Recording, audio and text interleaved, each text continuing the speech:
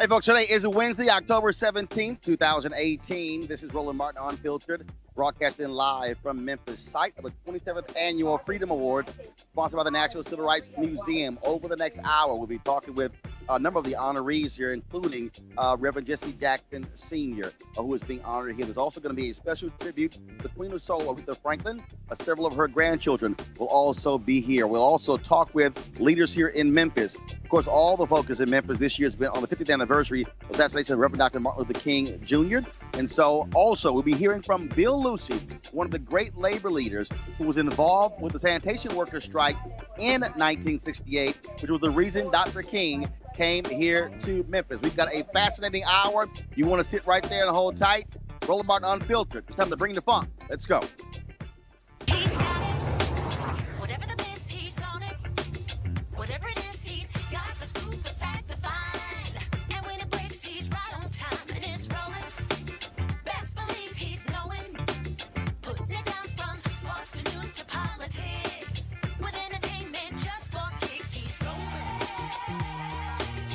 It's on go, roll, y'all. It's Roland Martin, yeah. Rolling with Roland now.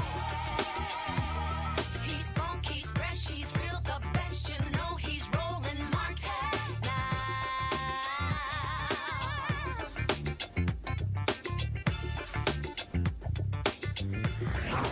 Martin.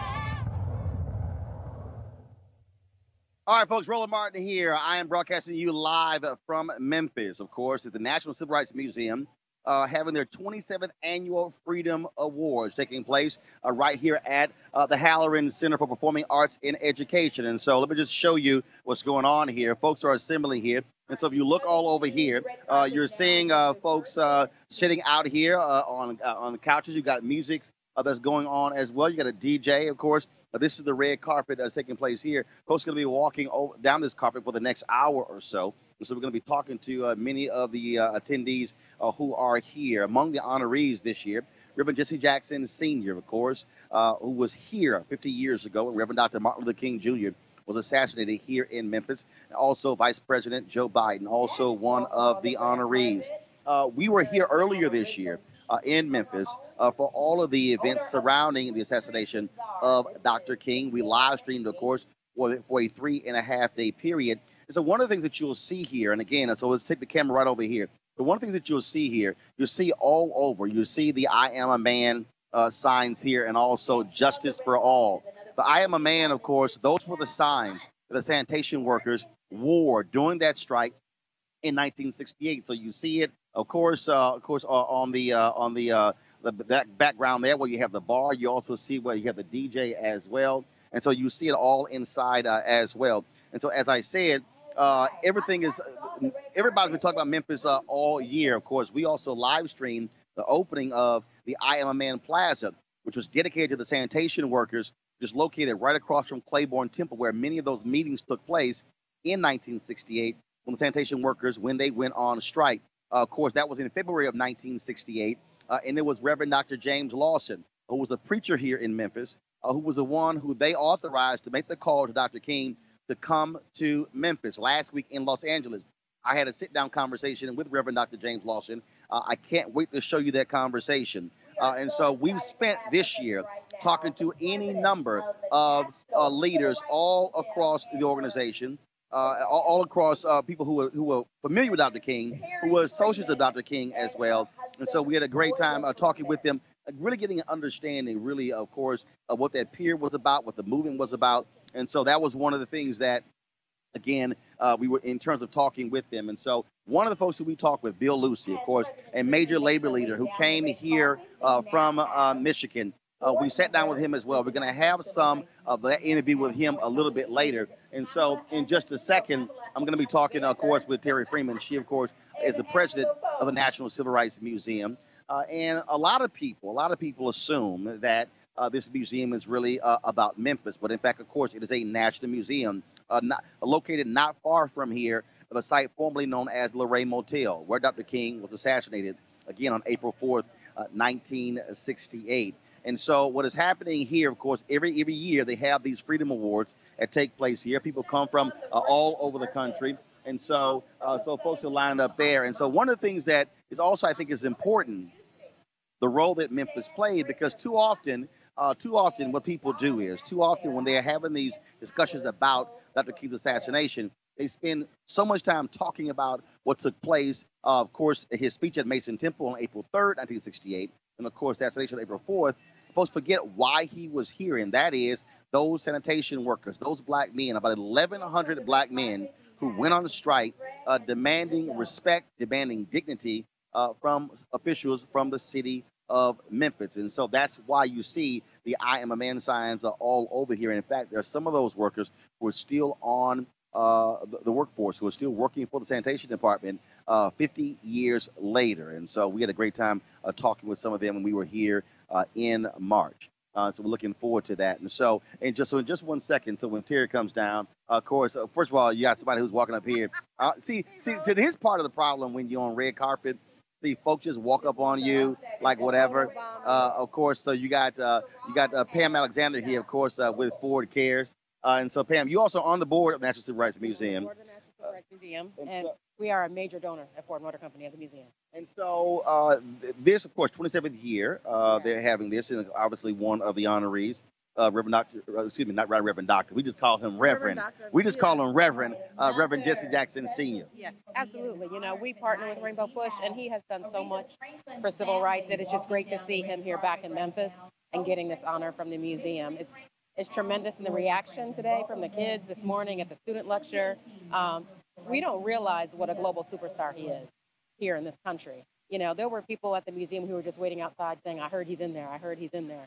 You know, so just globally, he is really recognized for everything he's done. It's good to see you too, Roland. Absolutely. You're always at our events. Well, always. You got to do that. And for the folks, so what Pam was talking about, of course, the awards is happening tonight. But earlier today, they had a student symposium taking place, and there were any number of students. I was actually on the Civil Rights Museum. I was on their Twitter feed. You can go to the Instagram feed. You'll see some of the video as well. Of course, and when we talk about that, why is it important to? Sure, you have the awards here, but to link, frankly, old and new.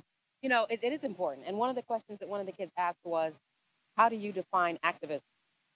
And he said, you already have the right to vote. So voting is not activism, it's your responsibility. I'm paraphrasing here. But he said, but fighting for other people's right to vote is activism. You have to be fighting for something that someone needs or someone doesn't have. You know, and it was interesting because that's the link, right? Because this generation has read about Reverend Jackson, they've heard about Reverend Jackson, but to actually be hearing from him, what does it mean to be an activist to someone my age? That's why you got to bring those two together, or else we don't carry on.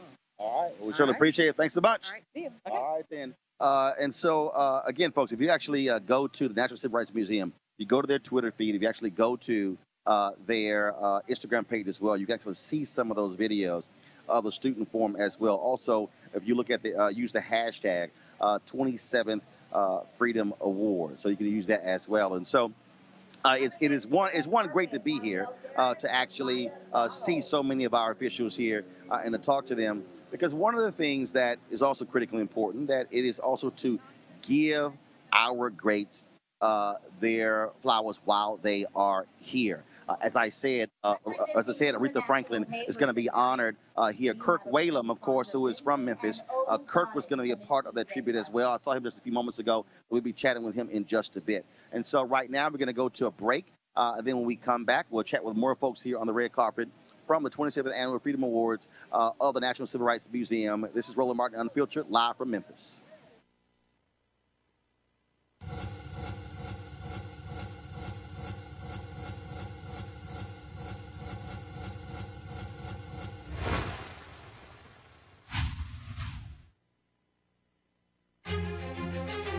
I must thank you for this great honor. I guess this takes bling to a whole new level. Tonight, you've made me feel like the cuts and bruises and scars of the communities that I stand for, the communities that I represent, are being honored, and for that, I'm extremely grateful. It's a reminder that the work isn't done, that the reporting isn't done, that the digging for stories and different voices isn't done. The National Civil Rights Museum every day helps to make America a more perfect union. I thank you so much for this award. Thank you for this award. Thank you. There comes a time that one must take a position that is neither safe, nor politically correct, nor popular, but one must take a position because his conscience tells him it's the right thing to do.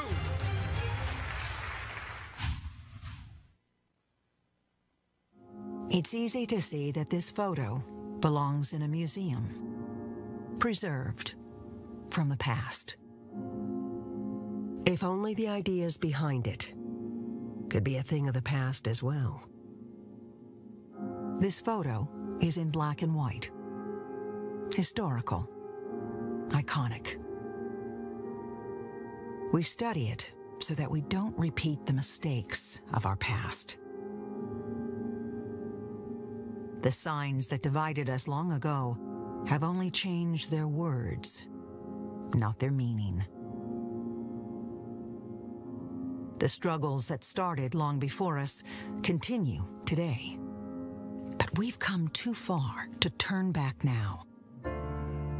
The National Civil Rights Museum honors our past so that we may continue the work for our future. Through the telling of this American story, we examine the issues that plague us today, illuminating the need for civil rights, for global human rights. Because history has shown us you can make a difference.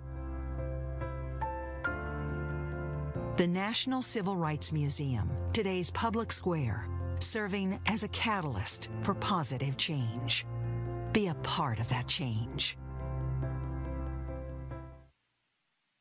All right, folks, welcome back to Roland Martin Unfiltered here in Memphis from the 27th Annual Freedom Awards, sponsored by the National Civil Rights Museum. And so, again, the red carpet is taking place right now. In just a second, we're about to grab Terry Freeman here. Of course, she is the president of the museum. And so, hey, what's going on? How you doing? You all good? Step right on up here.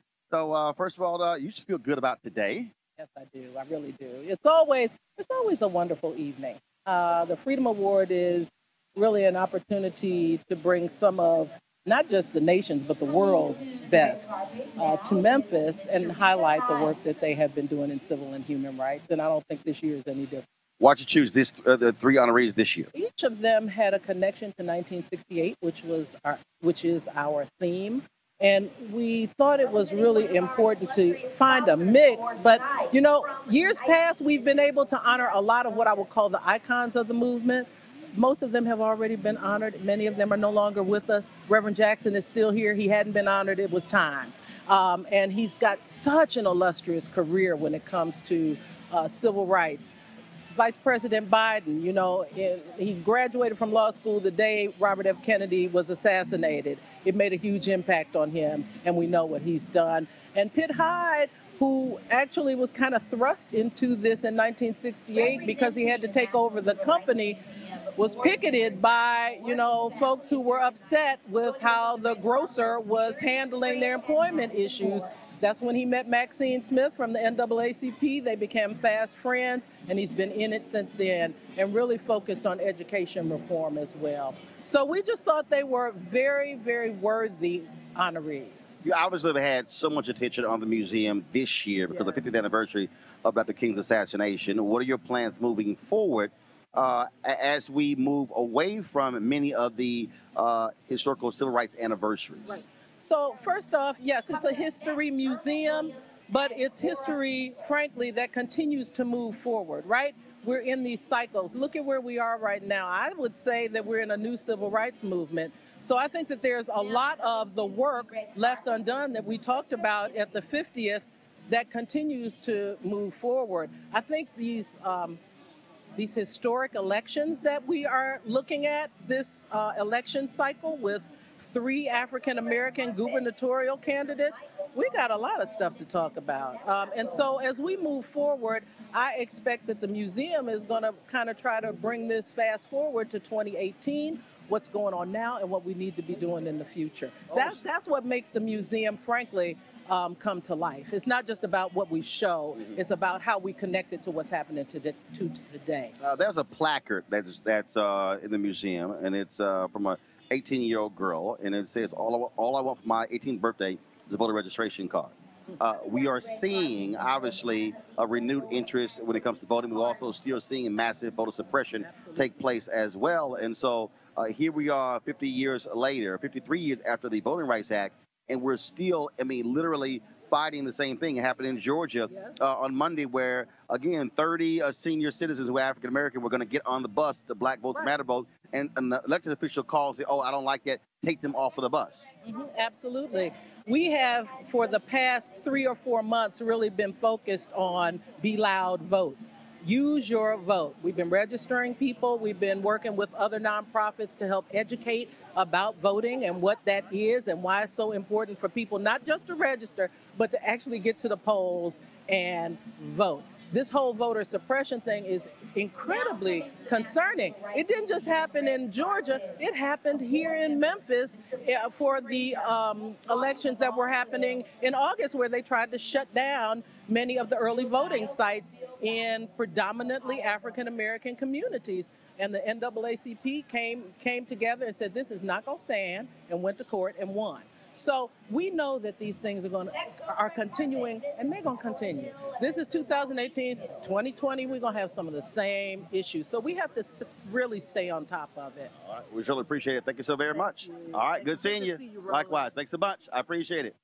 Good. All right, then. All right, folks, again, it is just like right that way. There we go. There we go right there.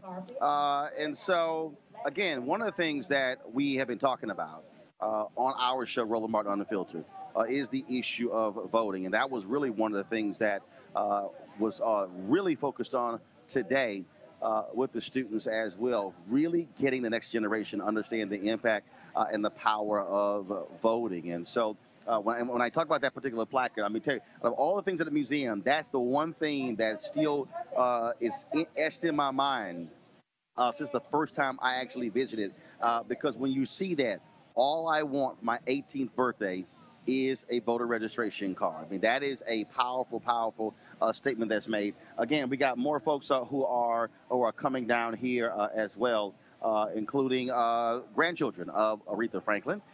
They are here. There's going to be a tribute to the Queen of Soul tonight. I was listening to the sound check. It is going to be an amazing sound check.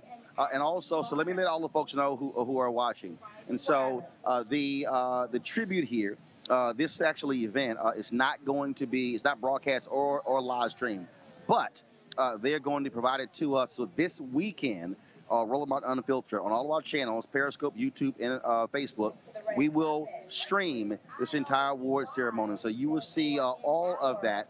And so we're looking forward to that. And so we appreciate the National Civil Rights Museum inviting us here to broadcast the show live from the red carpet. No other national media outlet is here. No other black website, no other black media company is out here doing this. And so they understand the importance of our platform, and we surely appreciate in terms of what they were able to do. And so here you got Gwendolyn, of course, who's a longtime publicist for Aretha Franklin. So come on over.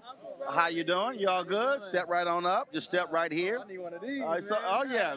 Get all right. How you doing? Step right on up. How's it going? All right. So for all the folks that are watching, we're going to start. On this side. Tell everybody your name. Jordan Franklin. I'm Aretha's grandson. Hi, I'm Victory Franklin, granddaughter. Kel Franklin, son. All right, then. And so, obviously, tonight, there's going to be a tribute to the Queen of Soul. And just your thoughts about, again, just the continuing outpouring of love and affection for mom, for grandmother. Who wants to talk first? It's just been very inspiring. It's been a crazy couple months, so it's definitely therapeutic to see all the love, all the texts, all the posts. And, you know, definitely appreciative to be in a city like this and celebrating such an amazing woman. Just like you said, inspiring and motivational to just keep pushing whenever things get tough. So I appreciate it so much. Just grateful for all the love and all the support and the outpouring from the people all around the world. And one of the things that we've also been hearing from people, because for so many people, they knew about music, but now people really, I think, understand and appreciate the activism of the Queen in her commitment to Black people. Next to the red carpet.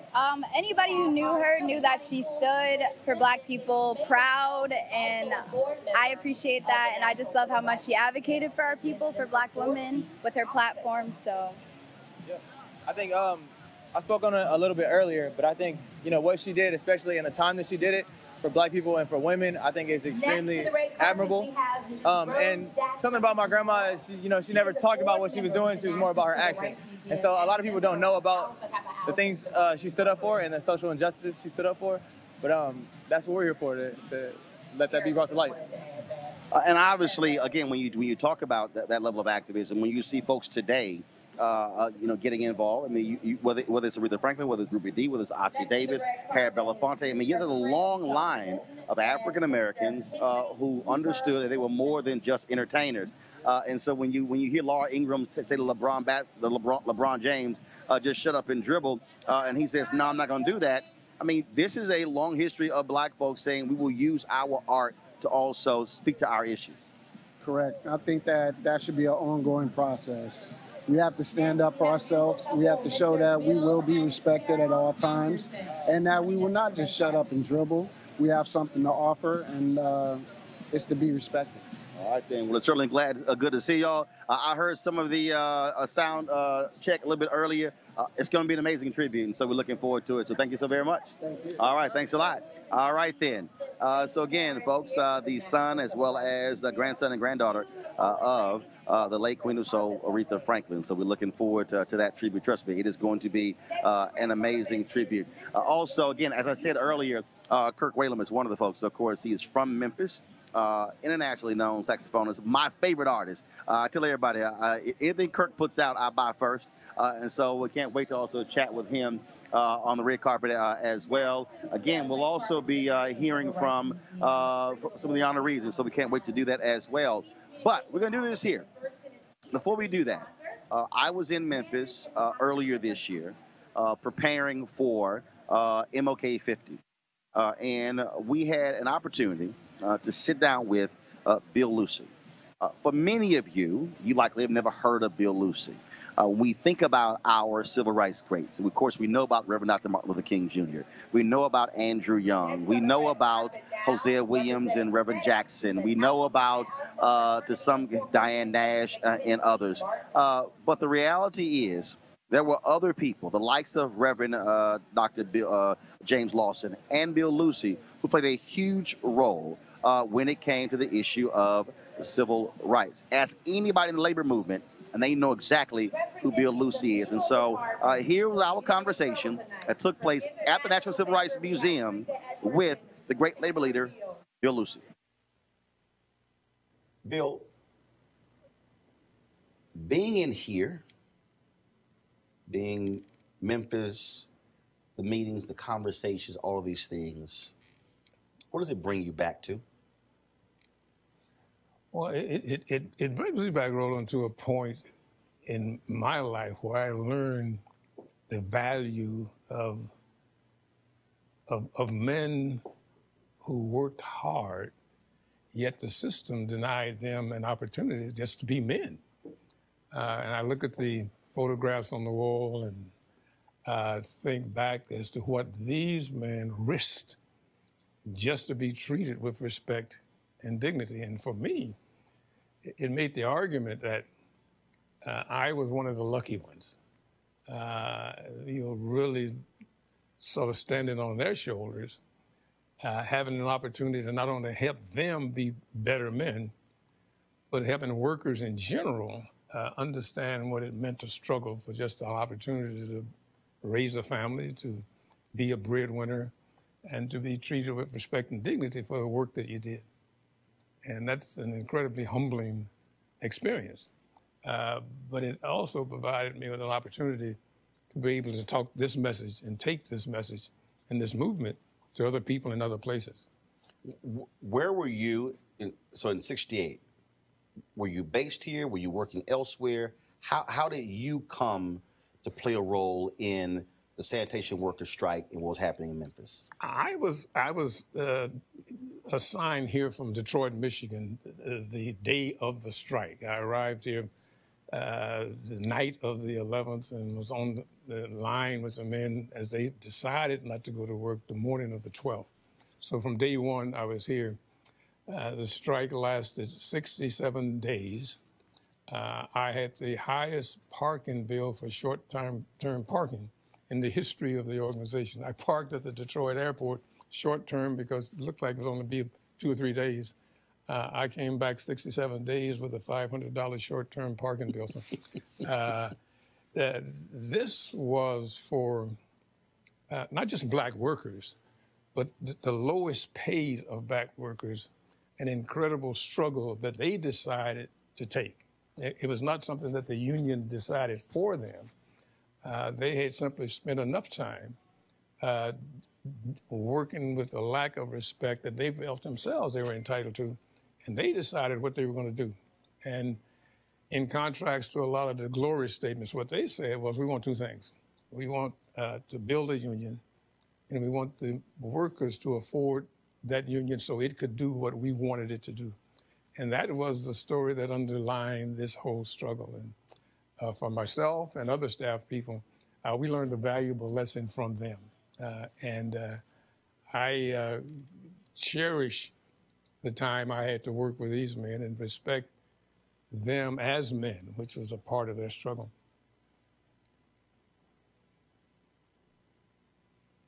What was it about them that was different than other folks you worked with who were trying to fight for their labor rights? Was there something different about them? There was something fundamentally different about them. There's that piece in the Bible that talks about the poor being with you always, but nobody ever said they're going to be the same group. These were men who recognized that they had a job to do. They was proud to do it. They had families to raise. They were committed to raising their families with all of the difficulties that they experienced. They simply wanted to be treated as men and respected for what they did. There's an incredible religious community. Men committed to showing up every morning, working very hard,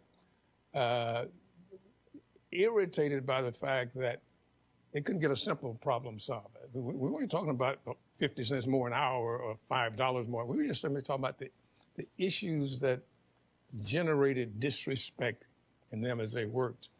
And they felt that the organization they were trying to form would really give them help in addressing some of these issues. I mean, they didn't think it guaranteed victory, but they thought that it gave them a voice in those decisions that affected their work life. And ultimately, I guess, their social life also. Where did the I Am a Man come from? Well, we were about 3 to 4 weeks into the strike. This was not an economic strike. This was a strike about respect and about being treated with dignity. And because when I talked to someone, they said they couldn't take bathroom breaks. They couldn't take. It was several things they talked about. They had nothing. It wasn't about money. No, they couldn't wash up. At the end of the day, they had to go home just like they had worked all day. There was no such thing as lunch breaks. I mean, you had to. It was just a bad situation. We reflected, and not only poor management, but poor acceptance of the responsibility of management. And these men were paying the price for those who supervised them, lacking either in commitment or sensitivity. And we tried to think through what is it that would reflect not only their commitment to this, but what is it that motivated them. There was a white pastor of the church, Claiborne Temple, a young fellow by the name of Malcolm Blackburn. After one of the real difficult days, he and I were tasked with trying to come up with some slogan that would symbolize this. So many of the pastors, so many of the community leaders had talked about the difficulties that these men work with once they themselves learn. And so we took some of their speeches, some of their slogans, some of their comments, and we just put a whole lot of words on the table to try and see what we could come up with that would be simple and short. So after maybe 2 hours worth of working with it, we came up with the slogan, "I am a man." And it sort of reflected what we thought their commitment to this struggle was. They simply wanted to be treated as men. And, you know, across the South, you could go from boy to uncle to grandpa without ever landing on the position of man. And so when we put that on a sign, we had a march scheduled for the next day. We came up with that sign the night. The sign was printed in the print shop of the AME church. So when men saw them the next morning, folks were running, "I want a sign like that. I want that kind of sign to put around my neck when we march." So why the underline of "am"? Well, speaking personally, I am. And if you think for a moment, these are the lowest of the low paid. These are garbage men. I made friends with a fellow by the name of Ed Gillis. He had worked for the city for 20 years. He earned $7.80 a day. He wasn't complaining about it. I mean, he was much more committed to getting a resolution to the today problem. He'd worry about the rest of it later on. But it gave him a sense of pride. And for the work that they did, they simply want to be respected for it. And I had an interview with a reporter, and I said, when's the last time you told your garbage man thank you? You know, when is the last time you told him you appreciate what he does? And folks said, well, I never thought about it. And that was almost symptomatic of the conditions that these men had. And that was across the city. It wasn't uniquely to the white community or the black community. They didn't get respect from anybody because nobody understood what they did. Most of us, we put the garbage out back and we figure it just disappears. And the fact that they wanted to be respected for what they did and to be treated as a man. And that became a piece of glue that you couldn't change to this day.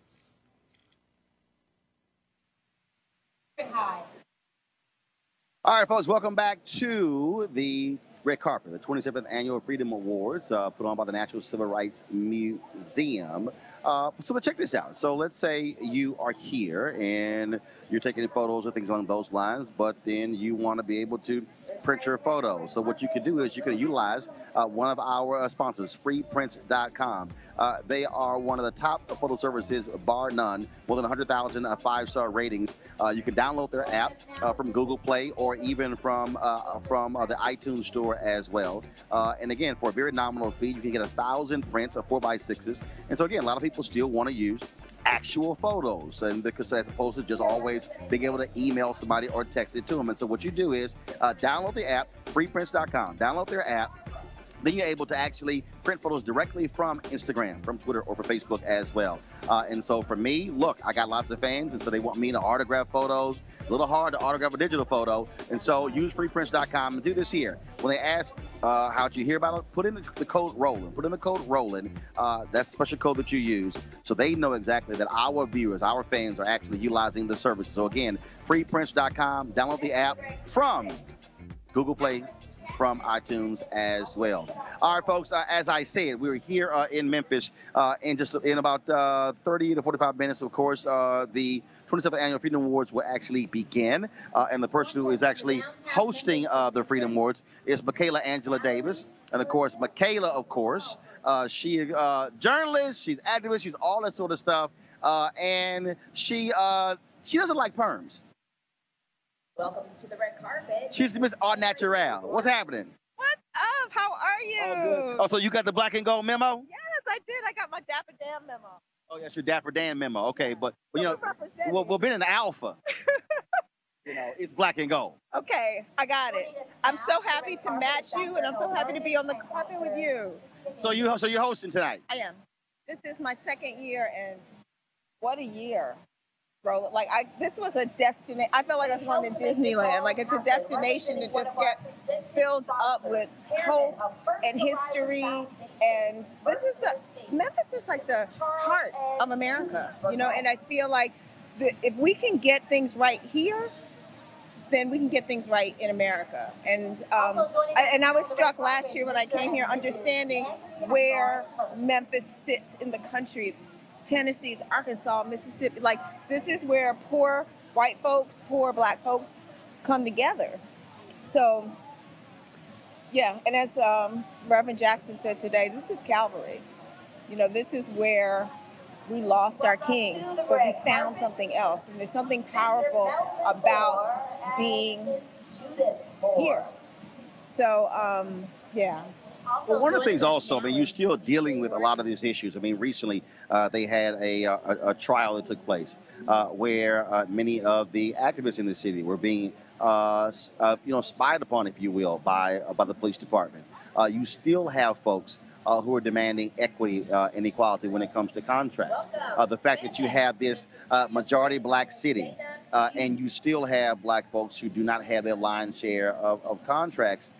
And then you have this constant battle with, again, white leaders in Memphis controlling the economic levers, but then you have black numbers. Yeah, it's like South Africa. It's like, you know, there are places, white economic power, white supremacy is a hard thing to undo. And I think even in our most progressive places, that's the American conundrum. Yeah, you know? Look, at the end of the day, look, America's about money. I tell everybody all the time, if you want to understand America, when you go to Washington, D.C., you look at the White House, there's a White House, there's only one federal agency sharing along the White House, Treasury Department. Power, money, money, power. And all the decisions can be traced back to that, right? Like why, even here in Memphis, I was at the museum again today, and it just struck me about that 3 black men bought the Lorraine Motel, right? But so they had to do that in order to hold on to the actual space. But at the same time, down the road, there was a statue of a Seminole Klans member, a slave owner, and he was a triple threat. Right there in the middle, like a monument to him, right, you know, walking distance to the Civil Rights Museum. So that lets you know that they're clear, like, who's still in power here? Like, let's, you know, so that's the American contradiction. That what's interesting about this moment is it's all out, and we're talking about it in real time.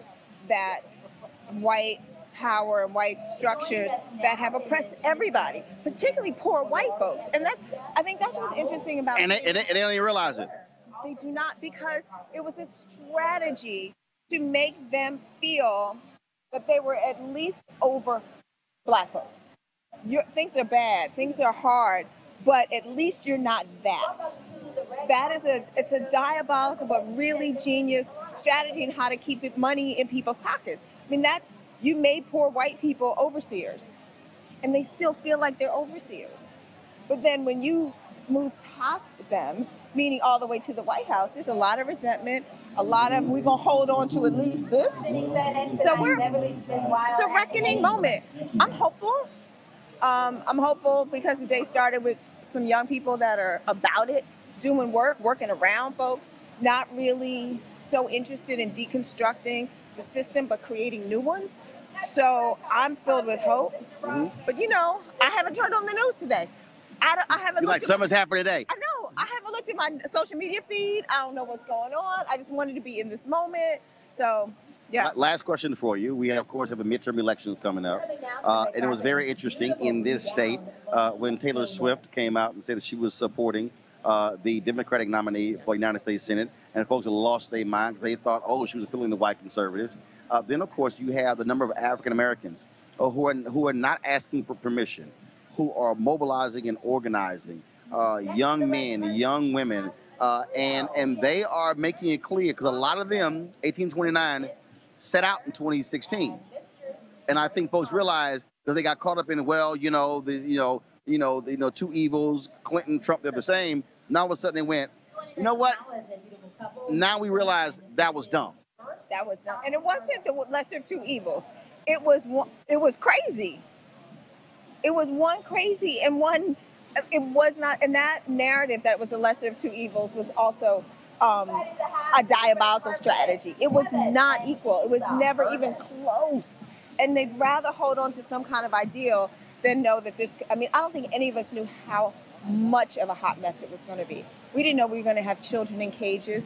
We didn't know that we were going to have kissing up to Putin. Like, we had no imagination for how messed up it was going to be. But I'm hoping that just as messed up as it is, it will get us more fired up. Mm-hmm. And I think for young people, women and women of color, they just running. We just gonna run. Well, look, we ain't got no choice. We do not. But we've always done that, Roland. We've always gotten up and strategized and figured it out. But I hope this time they figure out that you need to give, and particularly Black women need to lead. And here's why. Because we hold the intersections of complexity of race and gender and economics.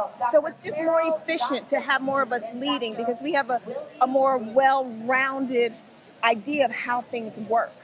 And so if we want to get somewhere faster, just put more Black women in place. Simple. It's efficient. I just like. It's efficient. It is efficient. We really are. We hold the complexities of America. In our stories, we hold our families together. We hold our communities together. We hold our men down. We understand we're going to bring everybody to the table. We bring others with us in a much more natural way. We have to remind brothers, bring some people along because they're still operating in a patriarchal way. You know, from male privilege, we just make more space easier, faster. I'm not saying that brothers don't do it. I'm just saying we don't have that much time to waste. So just get more of us, just a little more equal. All right. Looking forward to it. All right. And what's our calling next year? What are we gonna do? Huh? What's our calling next year? Well, I'll still be an alpha. Okay. You know, I might have the gold shoes next year, though. Okay. All right. Instead of the gold socks. I'll see that. Yeah. Instead, I got the gold socks. Next year be the gold shoes. Look at that. That. I see. See, they say Black people can't work together. We can work together when it comes to fashion. You ain't got no sense, girl. I see you inside. I do. I appreciate you. I appreciate it all. All right. Let's have a good night. I appreciate it. Again, folks, Michaela Angela Davis, she's going to be actually hosting. She'll be hosting the 27th Annual Freedom Awards here, put on by, of course, the National Civil Rights Museum. And so the deal, again, folks, so we're here on the red carpet. So as you see, so I showed this earlier, so y'all just tune in. So turn the cameras this way. And so what you see what's happening. So normally what happens is when you go to these events, they have folks who are all on the inside. But what you got here now, so let's have a different shot here. So you see, folks actually gathered out here. You got like this party plaza out here. So they've got food over there. They've got drink. You got the DJ going over there. And you see, of course, Justice for All signs with the backdrop right there as well. Of course, you know, I'm a little bit upset because I'm over here on the red carpet and I'm smelling these Memphis ribs over there. So I had to go tell people, it's like, look, y'all set a plate aside for it, bro, because I got to do a little work. So that's one of the things that we actually said. And so, again, that's what's going on here. And so, as I said, so what's happening is, so if you see, folks are lined up here all the way down. Keep going all the way down. So you see folks are lined up. And then who are coming all down here. We're waiting to chat with Reverend Jesse Jackson Sr., of course. He earlier today, he was speaking to a group of students. He is one of the honorees here as well, along with Vice President Joe Biden. But right now, we're going to take a break, and we'll be back right here live from Memphis from the site of the 27th Annual Freedom Awards for the National Civil Rights Museum. You're watching Roland Martin Unfiltered. Back in a moment.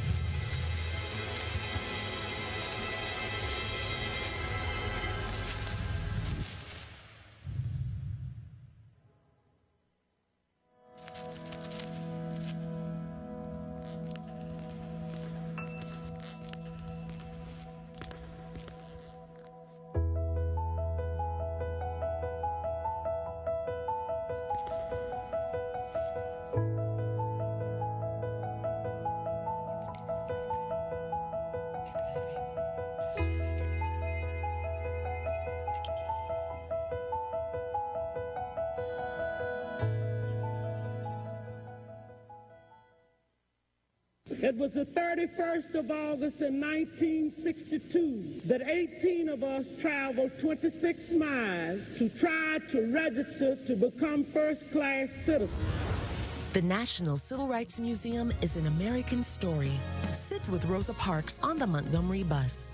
Join the movement at the multi-touch, multi-user smart table. See where Dr. King spent his final hours. The National Civil Rights Museum. Visit, join, give. All right, folks, welcome back to the 27th Annual Freedom Awards, sponsored by the National Civil Rights Museum. Joining us right now is one of the three honorees, Pitt Hyde. First of all, good to see you. Oh, it's a pleasure. First and foremost, 1968 obviously was a tumultuous year for this country, not only with Dr. King's assassination, but also Robert F. Kennedy. For you, you walked into quite the situation as well. So for folks who don't know, tell us about it.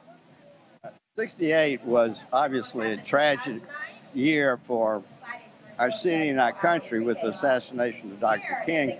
And it was also a significant year for me in many more ways in that I had just taken over as CEO of Malone and Hyde, our family business, because my father became ill.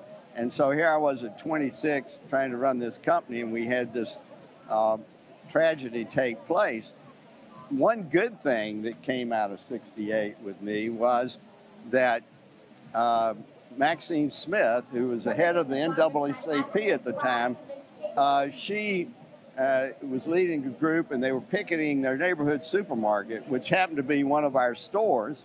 And, you know, of course, I hadn't met Maxine at that point. All I knew about her is what I read in the press, and they painted her as a real radical. And so I approached this meeting with great trepidation. And to my pleasant surprise, in walked this charming, brilliant lady. In a few minutes, we worked out our differences, and then we became lifetime friends. And we worked on so many projects in this community over all those years together. So at least one good thing came out of that was the beginning of friendship like that. And that's what really got me involved in the civil rights movement, was my association with Maxine and our friendship. Growing up here, you said you took over the family business at 26. Did you feel and understand the tensions, and also that these two different worlds existed, that your world as a 26-year-old white man was totally different than the world of a 26-year-old black man in Memphis? That's true. And yes, I was totally involved in the whole thing because, you know, because of the protests and all that, I got to know every leader of every cause in the whole region, which was really opened my eyes to a lot of issues. And it made me more dedicated in the commitment to try to improve the lot of everyone in Memphis, and to get involved in the civil rights and the key issues that affect not only racial division, but also the level of poverty and economic differentiation in our community. Last question. What must Memphis do in 2018 moving forward to make this a better city for its black residents, whether it's economic, whether it's education? What do you think needs to be done now? I still believe Barbara and I and the foundation have been working on K through 12 education reform for 25 years. And it's been a long, slow progress, but we have made dramatic strides. We still have a long way to go. But really, that's the thing I'm most excited about, because nothing empowers the individual to be in a position to solve their own problems, both economically and every other respect, than a quality education. Because if a kid, no matter from how poverty situation they may come from, it's been shown put in the right classroom with the right teachers, they can be on a totally different path. And if they become that productive individual, they will get a good job, and then they'll come back and help their family and their neighbors and be a real contributing factor to help move Memphis forward. So both in the short run and the long run, to me, that's the most critical underpinning to ultimately solve poverty within our community. All right. Pitt Hyde, congratulations on being the Freedom Award honoree. Thanks so much. I appreciate it. Again, Pitt Hyde, one of the three honorees this year of the National Civil Rights Museum Freedom Award, along with Reverend Jesse Jackson Sr. and also Vice President Joe Biden. So, folks, again, we are still seeing folks come down. I'm going to be grabbing a couple other different people here. We're waiting for Reverend Jackson to arrive. And one of the things that I think is important, and you've been seeing this, where Reverend Jackson has been honored by a number of different people. As you know, Reverend Jackson had the diagnosis of Parkinson's disease. And so he has been dealing with that. He's been battling with that. And I think one of the things that for so many of us, he recently celebrated his 78th birthday with a celebration in Los Angeles, but also one in Atlanta. And I think for so many people who they saw Reverend Jackson all over the place, they saw him attending so many different places, and so he was very familiar to so many of us. I think a lot of people really don't understand, as Pam Alexander Wood Ford said earlier, how iconic, how global Reverend Jesse Jackson Sr. is. Anybody, you talk to any of the folks who work with him, when he travels across the globe, when he travels overseas, I mean, he is received like a head of state. It was here, of course, in Memphis, April 4th, 1968. He was here at the Lorraine Motel when Reverend Dr. Martin Luther King Jr. was assassinated. Dr. King sent Reverend Jackson to Chicago to be over Operation Breadbasket. That was the economic arm of the SCLC. What they did was they used their economic power to actually force businesses to provide opportunities for African Americans. If you get a chance, what you should do is, if you would go to iTunes, you can actually hear the speech that Dr. King gave to SCLC in August of 1967, where he gave his speech, "Where do we go from here, chaos or community?" And in that speech, Dr. King talked about breadbasket, talked about how they effectively use the threat of boycotts to get companies to change. There's this great story he tells about Seal Milk in Cleveland. They refused to do business with African Americans. And so what then happened was they began to target Seal Milk, began to launch protests. Well, that was a convenience store that had those products on the shelves. And so then they targeted those convenience stores. Bob Brown, of course, who worked for the company, also was working with Dr. King and SCLC. They arranged a meeting, and they met with the CEO of that particular company. Not only did he then tell Seal Milk, if you don't change your policies, we're going to remove your milk from those black stores. He said they were going to remove the milk from all of their stores across the state of Ohio. Guess what? They were able to have a deal. And so Reverend Jackson goes to Chicago. That's how they use breadbasket, also change the economic conditions. And so what people don't understand is that many of your black millionaires, I'm talking about people who had food products, individuals who had hair products, they could not get their goods on store shelves with grocery stores, also convenience stores, drug stores. And so breadbasket was the hammer, if you will, where they said, fine, if you don't do this, we're going to unleash all of these black churches against you. That's what Reverend Jackson did. Dr. King gave him those marching orders. And so what that did was it created literally multiple millionaires, black millionaires in Chicago, in New York, in Los Angeles, in the cities all across the South, because Dr. King understood the power of the pulpit and utilizing the churches. And so there's a great book on the history of Rainbow Push. I don't have it with the name right now. I'll have it for you. I'll tweet it out. But it's an unbelievable book that I think really need to understand. I think for a lot of us, we really don't understand Reverend Jackson's importance in the number of individuals, the number of families, the number of businesses that have been able to grow and thrive as a result of using that pressure being placed on so many of these companies. And so the fact of the matter is, he is still doing it. What many people also may not realize, when he was targeting Silicon Valley for 18 months, I had him on my syndicated radio show and my TV One show every Tuesday, hammering Silicon Valley, hammering Facebook and Apple and Twitter. And that's how they've been able to really change what has been happening there as well. And so there are a lot of people who say all sorts of things about Reverend Jackson, have been critical of him. I've been critical of him. I've been critical of him to his face. We've had these conversations. But I can tell you this, in my lifetime, and I'll be 50 years old on November 14th, there's been no African American, let me repeat that, no African American who has been as important to the success of black people in America than Reverend Jesse Lewis Jackson Sr.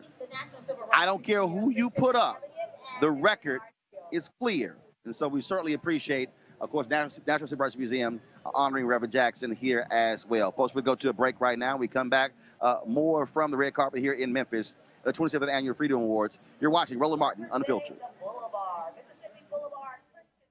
It's easy to see that this photo belongs in a museum.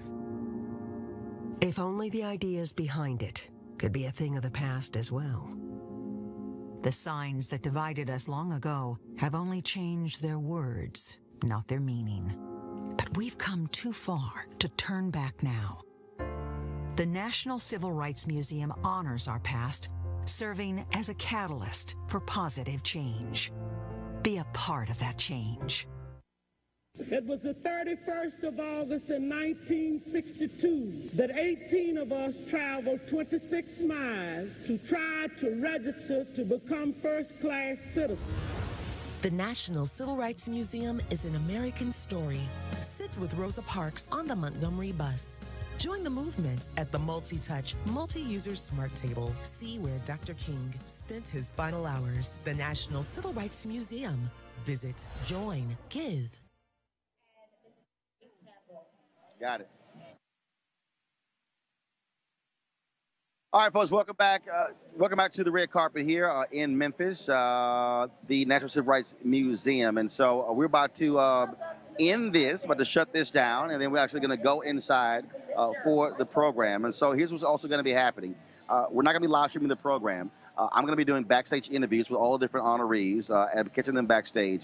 And then also this weekend on Roland Martin Unfiltered, on all of our channels, we're going to be live streaming all of this entire program. And so we're looking forward to that because, and here's why we're doing this. And first of all, let me say this here. I appreciate Terry Freeman and Faith Morris with the museum asking me to be here, asking us to be able to present this. One of the reasons why we are doing this show, one of the reasons why we launched Roland Martin Unfiltered, is because events like this don't get covered by national media.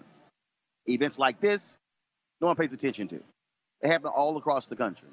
There are people who are doing amazing things, who are doing great things that no one hears about.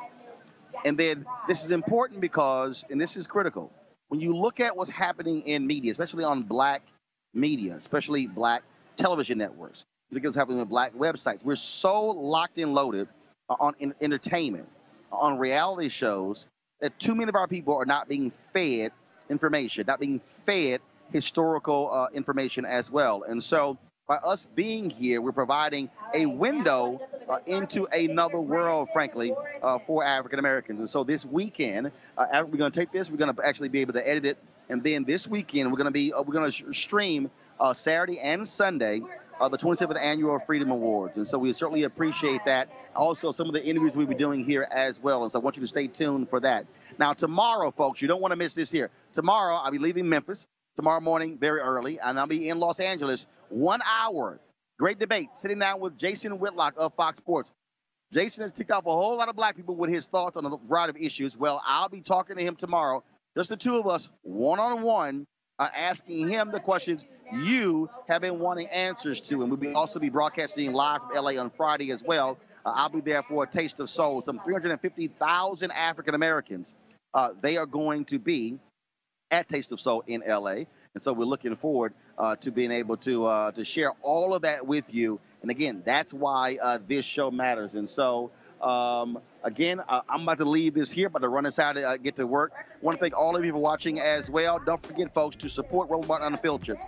Your donations, joining our fan club, make this possible. We want you to go to RolandMartinUnfiltered.com to please sign up to join our fan club. Our goal is to get 20,000 people over the course of a year to donate at least $50 each. And the reality is we are at about 800 or so, and so we want to actually get to 1,000 and then begin to build upon that for the folks who are joining our fan club. And so go to RolandMartinUnfiltered.com. All right, folks, that is it for me. We certainly hope you enjoyed this, and we'll have more of this on this other weekend. Again, we thank everybody again from the 27th Annual Freedom Awards here for the National Civil Rights Museum in Memphis. Roland Martin Unfiltered. Holla! It was the 31st of August in 1962 that 18 of us traveled 26 miles to try to register to become first-class citizens. The National Civil Rights Museum is an American story. Sit with Rosa Parks on the Montgomery bus. Join the movement at the multi-touch, multi-user smart table. See where Dr. King spent his final hours. The National Civil Rights Museum. Visit, join, give.